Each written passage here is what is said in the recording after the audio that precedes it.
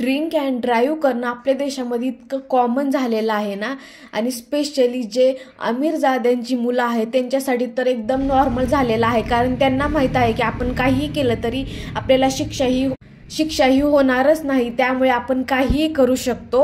आणि हा त्यांचा गैरसमज वगैरे काही नाही, हे ॲक्च्युअलमध्ये आपल्या देशाची परिस्थिती झालेली आहे. पण त्या लोकांचं काय, ज्यांच्यामध्ये त्यांची काही चुकी नसताना त्यांचा ॲक्सिडेंट होतो, त्यांची पूर्ण फॅमिलीचा कोणी कधी विचार केलेलाच नाही. आणि मी त्याच केसविषयी बोलते जे आजकाल पूर्ण न्यूजमध्ये केस चर्चेत चालू आहे. आणि लोक ॲक्सिडेंट झालेला आहे त्याच्यामध्ये कोणाचा तरी जीव गेलेला आहे, पण दुसरीकडे त्यांना शिक्षा होण्याच्या ऐवजी त्यांचे इंटरव्ह्यू घेतले जात आहेत, त्यांचं मजाक बनवला जातोय, त्यांच्यावरती जोक बनवले जात आहेत. आणि वेगळ्या प्रकारचं म्हणजे लोकांमध्ये कोणता विषय किती सेन्सिटिव्ह आहे ह्या गोष्टीचं काही राहिलेलंच नाही.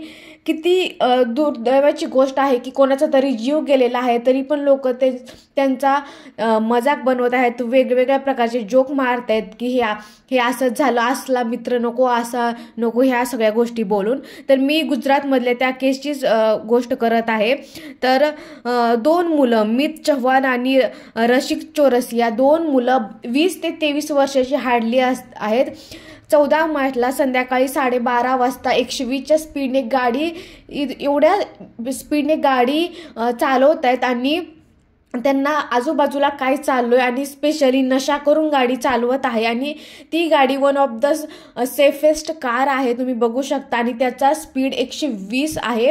आणि इतक्या जोराने गाडी चालवून त्यांनी 2 गाड्यावाल्यांना उडवलेला आहे. आणि त्याच्यामध्ये 8 जण होते टोटल, त्यातून एकाचा मृत्यू झालेला आहे आणि 7 जण जखमी आहेत, त्यांच्यावरती उपचार चालू आहेत. आणि स्पेशली त्याच्यामध्ये बायका आणि लहान मुलं पण आहेत.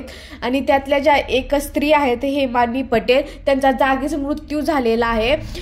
ज्यांचा मृत्यू झाला त्यांच्या फॅमिलीवरती काय परिस्थिती आली असेल ह्याचा बिलकुल पण त्या लोकांना अंदाजा नाही. आपल्या बापाच्या पैशावरती आयुष करणारी लोक या सगळ्यांचा विचार कसं करणार, पण ज्याच्या फॅमिलीवरती ह्या सगळ्या गोष्टी घडलेल्या आहेत त्यांचं अवस्था कशी असेल. ते बाकीचे 7 जण हॉस्पिटलमध्ये आहेत आणि त्यांच्या फॅमिलीवरती काय प्रसंग ओढवला असेल ह्याचा विचारही करू शकत नाहीत. आणि ह्या सगळ्या गोष्टी आणि हे सगळं होऊन त्या मुलाला थोडासा पण रिग्रेट नाही की ज्यावेळेस ॲक्सिडेंट करून 2 मुलं असतात आणि जो मित चव्हाण आहे ना तो त्याची गाडी असते, म्हणजे त्याच्या बापाच्या नावावरती गाडी असते आणि तो रशिक चौरसिया असतो, तो गाडी चालवत असतो. आणि ज्यावेळेस ते ॲक्सिडेंट करतात त्यावेळेस स्वतःला वाचवण्यासाठी हिंदू धर्माचा सहारा घेत आहेत. आणि हे किती नॉर्मलाइज केलेलं आहे लोकांनी की तो ज्यावेळेस बाहेर येतो अनदर राऊंड म्हणून त्याचा दुसरा मित्र असतो, तो तरी गाडी थांबल्या त्याचे एक्सप्रेशन बघून समजतं की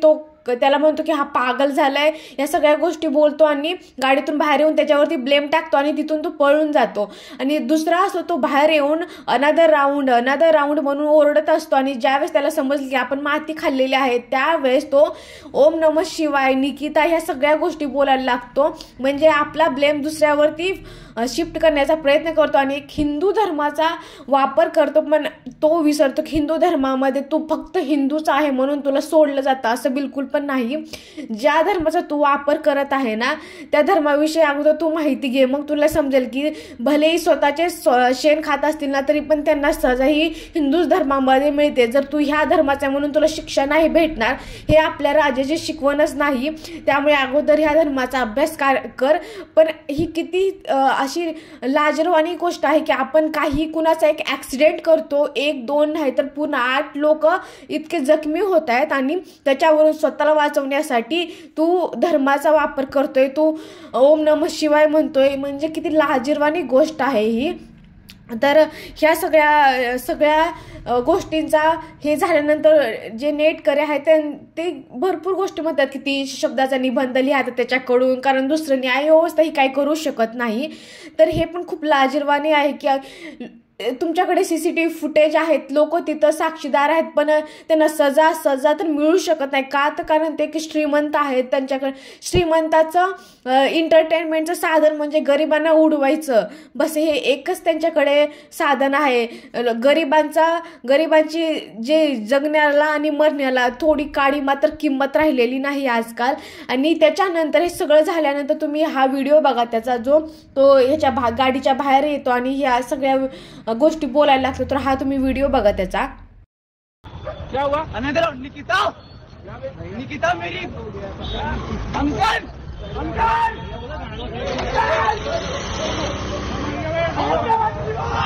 त्याच्यानंतर तिथल्या लोकांनी सगळ्यांनी मिळून त्याला मारलं आणि पोलिसांच्या हवाले केला. आणि हे सगळं झाल्यानंतर तुम्ही त्याचा इंटरव्ह्यू बघू शकता. इतक्या नॉर्मल आणि कूल पद्धतीने तो इतका शांततेत इंटरव्ह्यू देते आणि ते ज्या प्रकारे बोलत आहे ना, ते किती वेगळ्या प्रकारे, म्हणजे त्याला काही भीती नाही, काही राहिलेलं नाही, कारण त्याला माहिती आहे की आपण इझिली ह्यातून बाहेर निघू शकतो. आणि त्याच्यामध्ये की हे सगळं झालं ते त्याच्यामुळे नाही झालं, त्याचे रिझन काय तुम्ही बघू शकता. त्याच्यामध्ये त्याचं म्हणणं असतं की रस्त्यामध्ये खड्डा आलता म्हणून तो ऍक्सिडेंट झाला.